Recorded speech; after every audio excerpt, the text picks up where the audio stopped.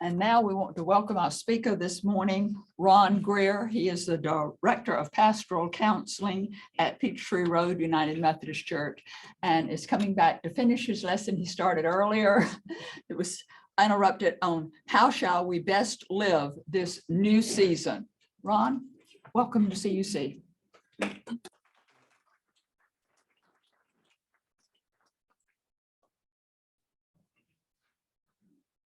Well, as I was saying, it is a joy to be back with your class. It is always a joy to be here. Though I do feel pressure today, one of the gentlemen in your class came up to me earlier and said, "It's so good to have you back." He said, "I actually got up at 9 this morning, showered and shaved to be here to hear you." The pressure's on.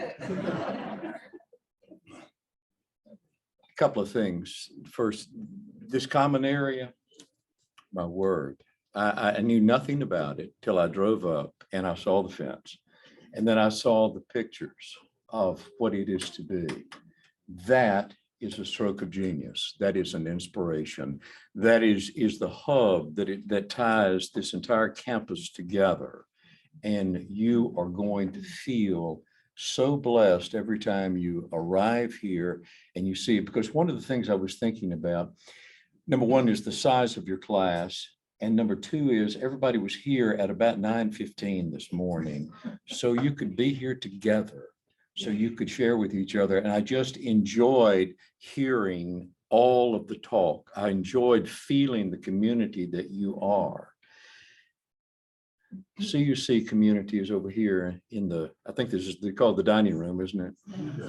And then the Bereans are somewhere else and the youth are somewhere else, and all around this wheel.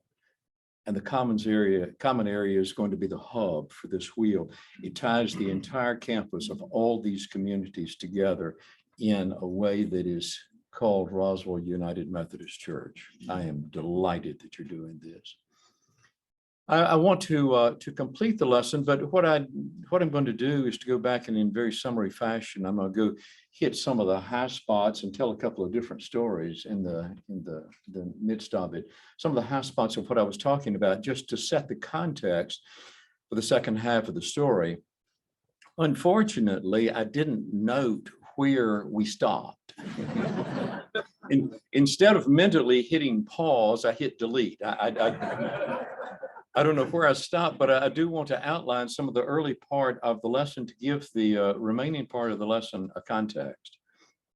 And I mentioned that to someone a moment ago, and they say, "Ron, don't worry about forgetting that. We don't remember either."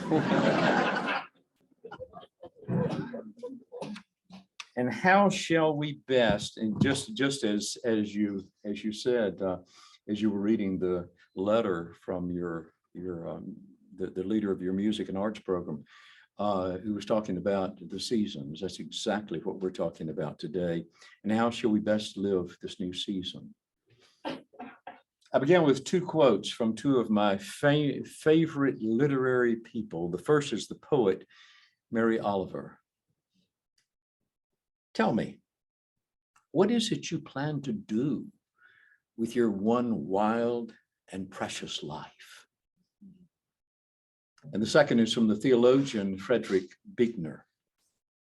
He says it more bluntly: "When life on this earth is all that we get, and the obvious conclusion would seem to be we are fools if we do not live it as fully and bravely and beautifully as we can."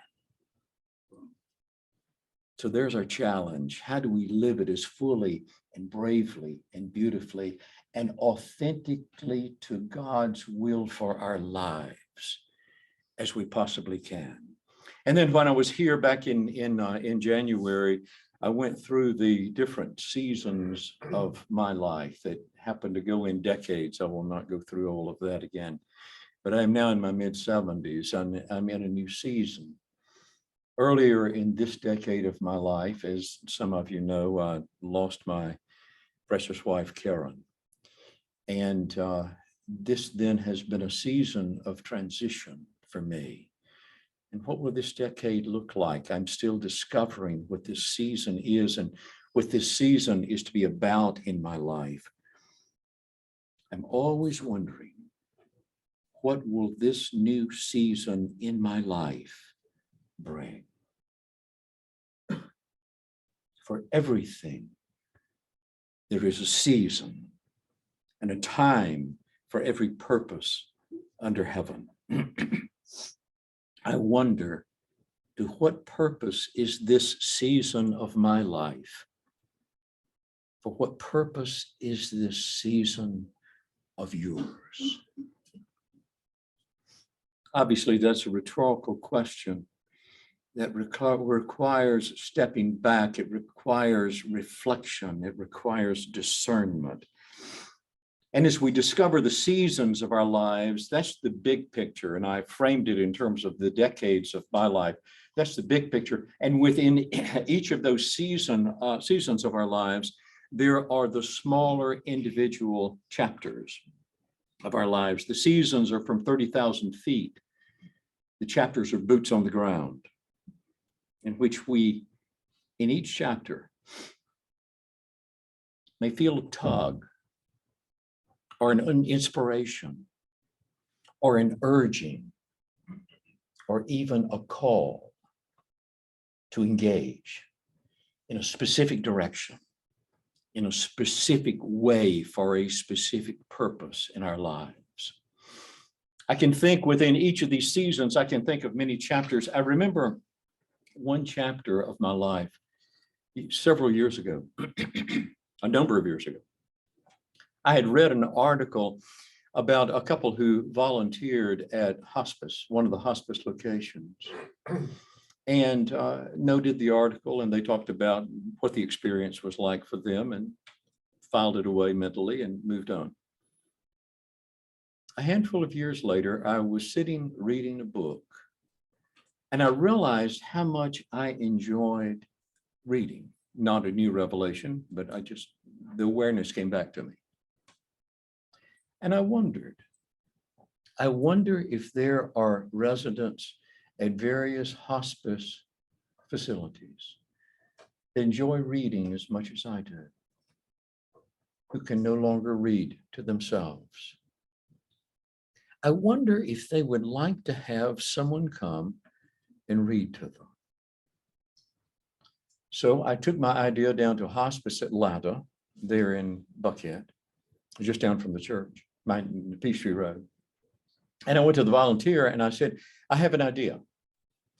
I am sure, and I told her my idea, that I would like to come read to the patients, whatever they would like to have read to them. And I said, I'm sure you've got a need for volunteers to do all kinds of different things. And they're wonderful things. And I'm not interested in doing any of those. But I'm interested in reading to your residents, if that's something you believe your residents would like. And she said, come on down. And so I loaded up my iPad, and what I discovered, some people wanted to have the scriptures read, but not that many. What I discovered was that the women liked poetry. That's how I got to know Mary Oliver. The women liked poetry, and the men liked sports. And so I had an iPad full of poetry and sports. Mainly I read Bill Curry's book, 10 Men You Meet in the Huddle. And the guys just loved that. I remember one time, is there a clock? There we go.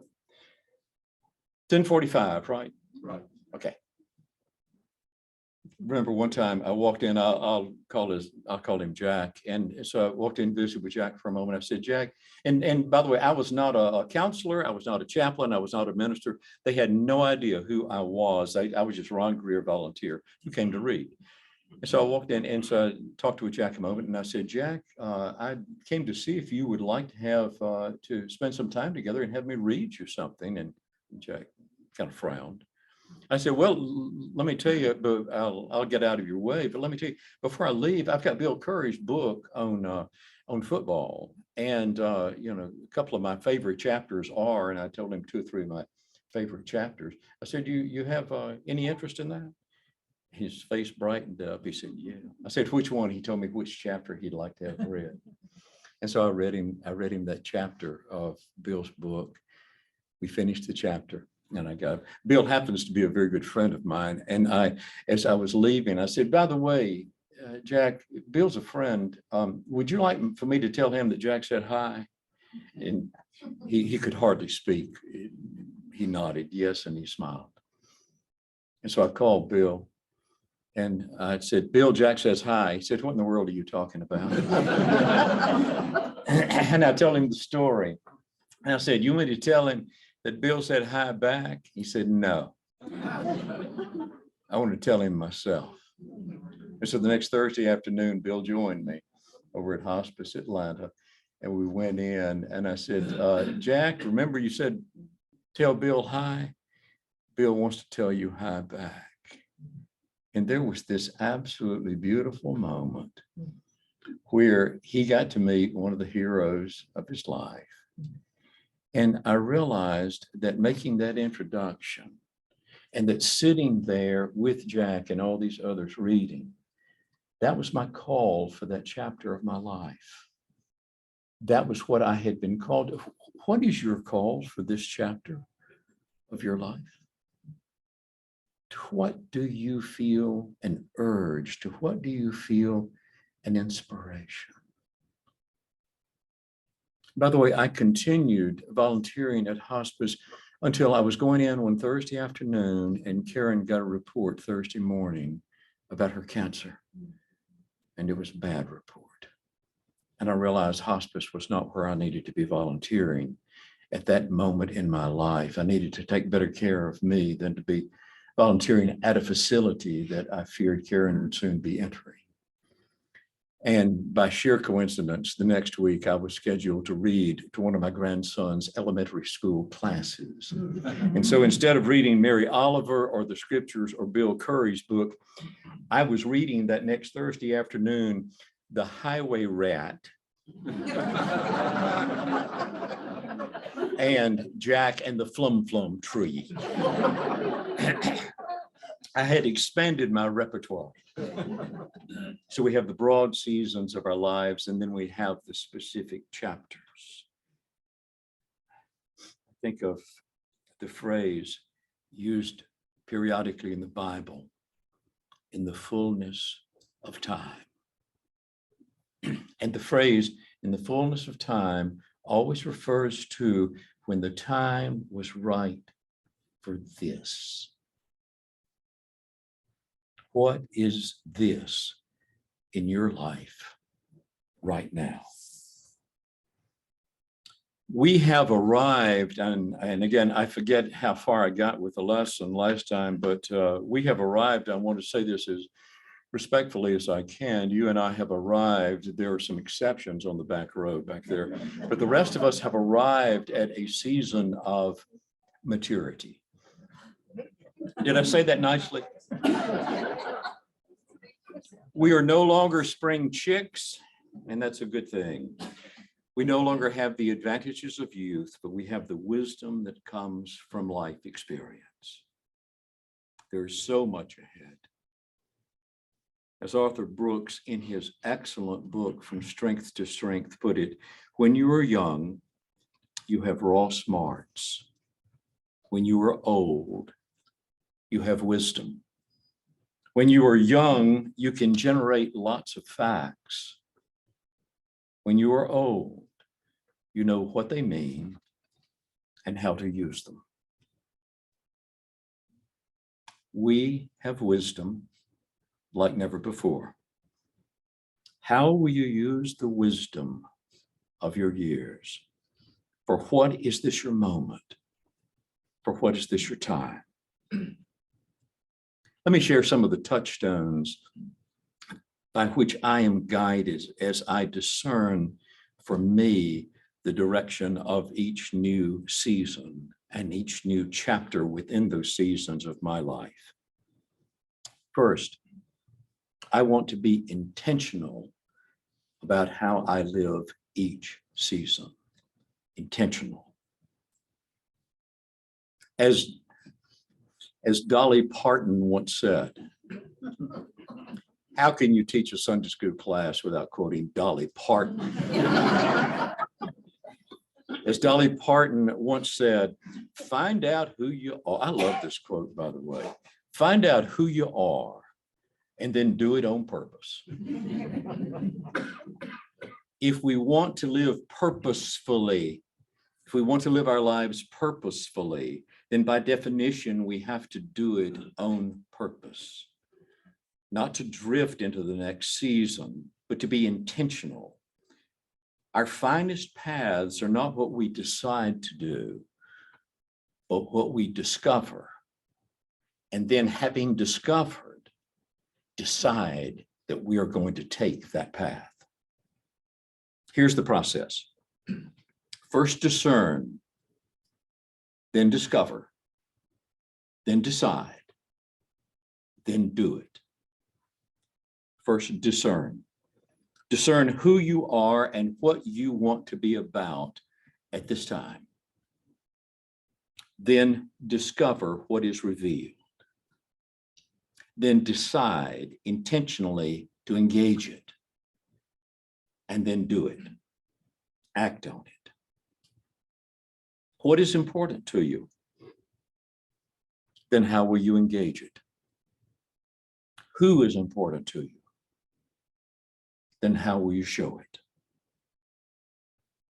St. Paul wrote, I do this one thing. I forget the things that are behind me, and I reach out for the things ahead of me. The goal I pursue is the prize of God's upward call in Jesus Christ. I forget the things that are behind me and reach out for the things ahead. The goal I pursue is God's upward call. About that, I want to be intentional. What is God's upward call for me at this moment, at this point in my life? I want to be doing what I discern to be those inspired upward calls. Perhaps it's doing something to which I had felt led before in my life, but life got in the way. I have a friend of mine, and again, I forget where I left off. I may have mentioned this before, but it's worth repeating again. I have a friend who had some major surgery. She was laid up for several weeks. Oh gosh, what a brilliant, wise lady. And she used that time for reflection, and she was sharing with me the awareness, what she had discerned during that time of reflection. And she said, she was a school teacher, very busy, led a very busy life. And she said that she was aware of all the things that were on her schedule, all the things that were on her plate, but mainly she was thinking of it in terms of the calendar, the things that were scheduled that really no longer had life and meaning for her anymore. They had when she began those different projects and being on that committee and that venture in her life, they had meaning and purpose back then, but they no longer did. I come from a small southern town, and what we call that is all the juicy fruit was out of the gum. So she had these things on her calendar that no longer had purpose, that no longer had meaning. And she said that she was going to, about once a quarter, go back over her calendar, and of the things that were optional, she was going to move away from those and replace those with where she felt God's upward call at that point in her life. Our lives are continually evolving, often changing.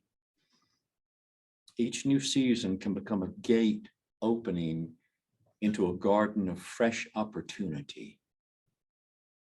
Our lives are fluid. As Paul wrote, be transformed by the renewing of your minds so you may discern the will of God. Be transformed. Transform means to change the form by the ongoing renewing of our minds, of our awareness, of our dreams, Be willing to be created anew, to look in new directions. And I literally am looking out at your new common area, to be willing to be led into new directions that are going to be inspiring and powerful and meaningful.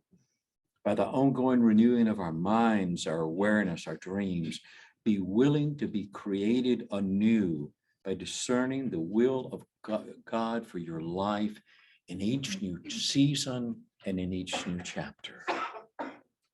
Did I mention Jim Valvano when I was here before? You remember Valvano, don't you? He died a number of years ago. Valvano was the head basketball coach at NC State. And good gracious, what a piece of work.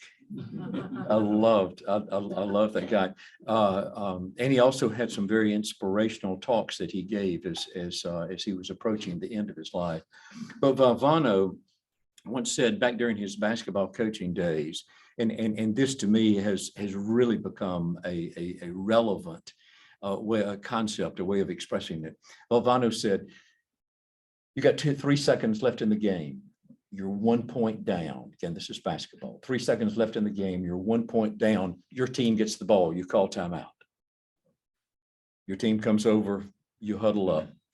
And there are you 5 players, and you're looking into their faces. And on these 5 faces are one of 2 expressions. Some of the expressions are saying, again, 3 seconds left, you're 1 point down. Some of the expressions are saying, give me the ball, coach, give me the ball, give me the ball. The other expression that you're seeing is, I don't want the ball.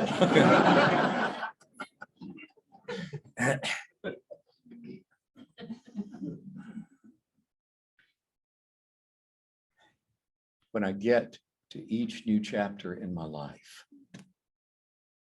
borrow this if you like, it works for me. And I appreciate Valvano's quote. When you get to each new chapter in your life, pause and look at the options that are out there for how you can invest it, how you can engage it. And to which of those do you find in your heart you saying to yourself, give me the ball, coach, give me the ball, give me the ball. That's the path to take. That's the path to which you're being led. That's the path to which you're being inspired. Stay fresh, stay current, stay in touch with where your heart is leading you. Or you may find that this new chapter of your life is a continuation of the previous one, and you want to continue that path. You don't fix what ain't broke, then you go for it. Just put your finger on the pulse of that option to make sure that it still has life and vitality for you. If it does, then intentionally reclaim it and continue it with renewed enthusiasm. Let's be intentional about how we live this one. Listen for your voice, your deepest voice, as it resonates with the call of God. Discern, discover, decide, do it.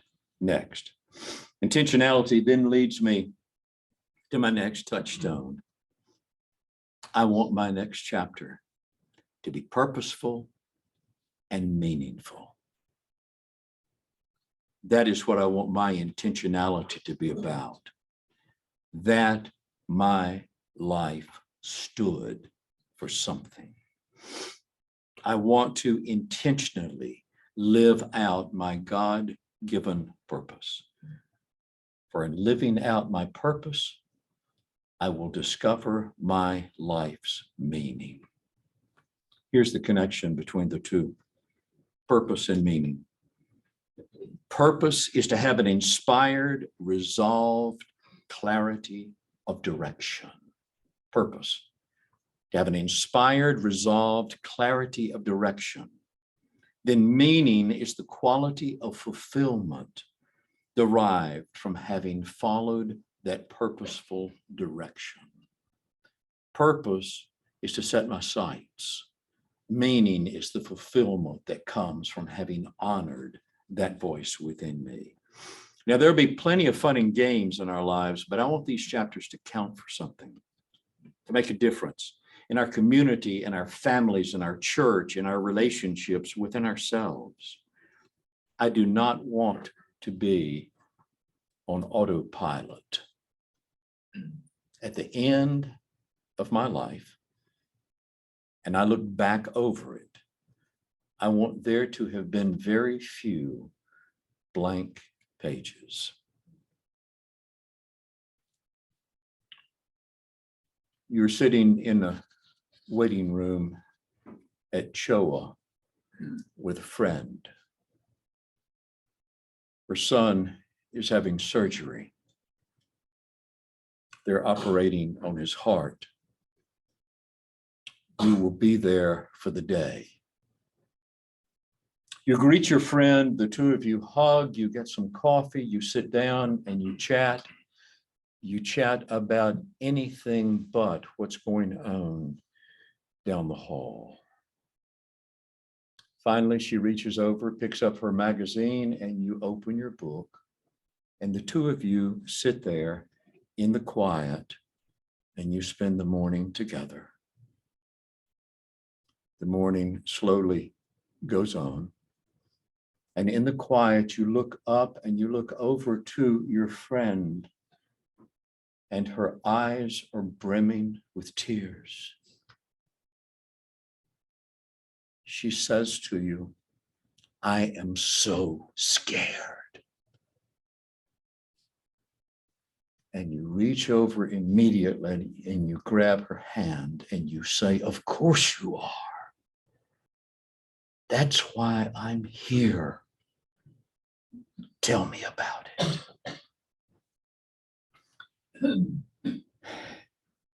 You came with purpose to be with her and for her, to care, to support in whatever way she needed.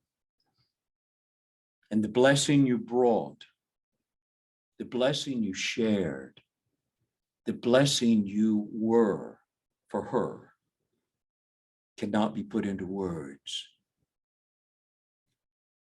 But there's one more thing. It was hardly your focus. It was hardly your purpose, which was solely for her. But you left that day with something too. You left with the feeling you get when you have responded to, when you have fulfilled your purpose. Your life was filled with meaning. You walked from that hospital back to your car, having left a gift and having received one. You came to care. You just wrote the next page in the story of who you are, of who you were called and created to be. Next, I want to give back. I, in this lifetime, have been blessed out of my mind. I have been blessed. Therefore, I want to be a blessing. I have been loved. Therefore, I want to be loving. I have received grace. Therefore, I want to live more graciously. As heartfelt expressions of gratitude, we want to give back. We want to be generous with our time, our compassion, our kindness. I want to give back in ways that make a genuine difference, in ways that come straight from my heart, hopefully to the heart of another. Again, Frederick Buechner, the place God calls you is the place where your deep gladness and the world's deep hunger meet. How am I doing? It was 1991. The Dalai Lama was in Santa Fe for a week-long conference. And he was in the car and he turned to the driver and he said, "Can we see the mountains?" And the driver said, "Sure." And so the driver did a U-turn and he headed back. And within the next hour or so, I saw a photograph of it. Within the next, by the way, anything the Dalai Lama does or says is going to be hilarious and moving at the same time. Within an hour, the Dalai Lama in his monk robe is on a ski lift chair going up with the skiers, going up the side of the hill, up to the top of the hill so he can get the best view. And then the Dalai Lama and his entourage come back down and they stop for an afternoon snack in the restaurant. They are sitting there together in the restaurant and enjoying a coffee and cocoa and some cookies. And the waitress comes back over after they finish up, and the waitress, and the way the article described the waitress was she had tangled dirty blonde hair and a beaded headband. I just love what that says about this lady. She's just as genuine as could be. And so she is getting their dishes, putting the dishes on the tray, and she starts to move more and more slowly because she's listening to their conversation. Here she is with the Dalai Lama and some of the great minds of our nation, and she's listening to their conversation. And then she stops putting the dishes on the tray, and she steps over and she pulls up a chair for herself.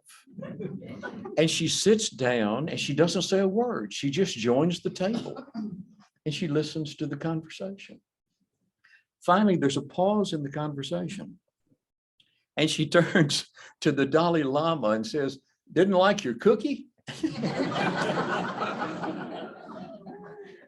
And he said, "Not hungry. Thank you." And then she asked with all sincerity to the Dalai Lama, "May I ask you a question?" He said, "Please." And she asked, "What is the meaning of life?"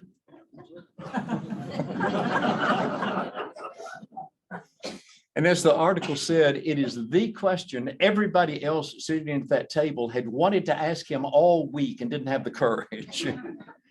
What is the meaning of life? And the Dalai Lama said to her, "The meaning of life is happiness." And by the way, from his writing, we know that what he meant by happiness is what we would call fulfillment, or what Jesus called a life in all abundance. He said the meaning of life is happiness. And then the article said, leaning across the table, as if she were the only person in his world, he said to her, "What is meaning of life is easy question. What is hard question is, what brings happiness? Money, accomplishment, fame, big house, or compassion and good heart?" That is the question all human beings must try to answer. What make happiness? "Thank you," she said. And she stood and she picked up the dishes and she left. In this season, let's give back with compassion and good heart. Sing pretty. Finally, I want to live in the present and savor each moment. I want to live in this present moment, not looking back too much to the past or ahead too often to the future. I want to live in the present, and for it to be a time of much joy and laughter. What Jesus referred to as I said a moment ago, what he referred to as a life in all fulfillment, or a life in all abundance. What do you plan to do for the sheer joy of it? Whatever that is, plan it. Plan that trip, plan that dinner, plan that concert, those moments to savor, and savor every one of them. We all are familiar with the old saying, you never heard a dying man say, I wish I'd put in more hours at work. What do those who are dying say? It's not about their career. It's not about their accomplishments. It's not about their success. They talk about their spouses. They talk about their children. They talk about their grandchildren with photographs. Right? Right? Say amen, church. And they talk about their friends. When you're on the threshold of making life's transition, you get back to what's important, and it's relationships. Quick one. One day, let's get back together and we'll talk about this as a whole lesson. Are you ready for the most prominent 4 things that dying people say? Ready? Thank you. Forgive me. I forgive you. And I love you. All have to do with relationships. I want to use that awareness to savor those relationships. I want to get the clutter and fluff out of the way to savor the moments and the people that matter most in my life. And aside, a few months ago, as I was writing this, I received a text. As I was writing this very section of my lesson, I received a text from my 12-year-old grandson who turned 13 yesterday. The text was 2 words, no punctuation. Love you, at 9:43 in the evening. Touched my heart. So how shall we live this new season? I want this season for each of us to be one of quality. How do I best live my life? How do I live my best life? How do I live my life best? Well, things have changed. I can hardly run anymore. I can't play golf with a flip. For me, this season will be different. I have traded in the pluses of my youth for the advantages of experience. I am inspired by those who have gone before me. I think of Neil Selinger, a gentleman. He was a lawyer in New York City. He retired early and he went to Sarah Lawrence College to study writing. And then he was diagnosed with ALS and began that steep decline. Neil Selinger wrote, as my muscles weakened, my writing became stronger. As slowly I lost my speech, I gained my voice. As I diminished, I grew. As I lost so much, I finally discovered my life. Be who you are. Be all that you are in each of life's seasons. Play to your strengths. Play to your new strengths. May we be the persons God created and calls us to be now. Embrace the life that is yours. Affirm it. Enjoy it. Be grateful for it. And in it, make the difference that only you can make. We began with Mary Oliver. Let's end with Mary Oliver from what is probably my favorite poem. She, by the way, was a deeply spiritual lady. When I'm among the trees, I pick up in mid-poem.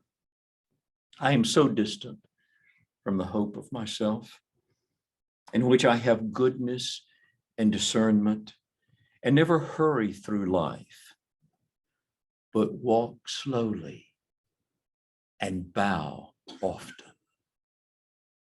I love that. Around me, the trees stir in their leaves and call out, stay a while.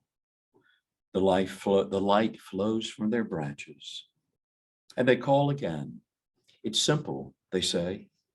And you too have come into the world to do this, to go easy, to be filled with light, and to shine.